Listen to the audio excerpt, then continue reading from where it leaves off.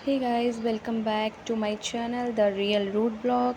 तो आज हम डिस्कस करने वाले हैं BSc nursing first semester subjects और होल सिलेबस के बारे में। तो जैसे कि आप लोगों को पता होगा कि हमारा एग्ज़ाम कंप्लीट हो चुका है, काउंसलिंग भी हो चुकी है और बहुत लोगों का अलॉट भी हो चुका होगा कॉलेज।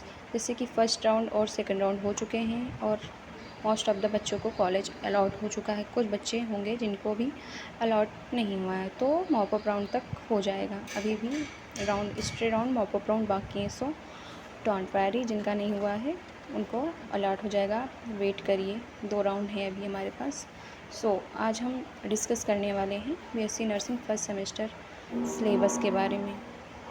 Let's start. तो जैसे कि आपको पता होगा कि बीएससी नर्सिंग जो होता है एक 4 ईयर का डिग्री कोर्स है जिसमें टोटल 8 सेमेस्टर होते हैं। तो आज हम फर्स्ट सेमेस्टर के जितने भी सब्जेक्ट्स हैं उनके बारे में डिस्कस करने वाले हैं। तो हमारे बीएससी नर्सिंग फर्स्ट सेमेस्टर में टोटल 6 सब्जेक्ट हैं।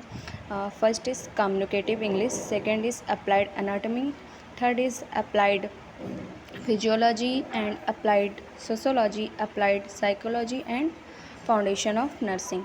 तो टोटल हमारी 6 सब्जेक्ट हैं जो हमें फर्स्ट सेमेस्टर में पढ़ने हैं।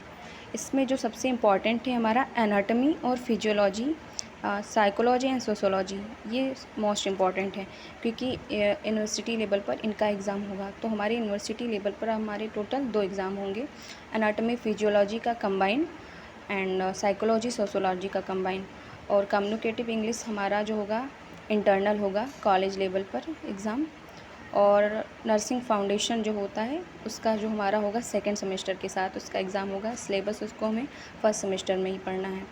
तो हम आगे बात करते हैं। जैसे कि मैंने बताया कि 2 पेपर हमारे होंगे फर्स्ट सेमेस्टर में।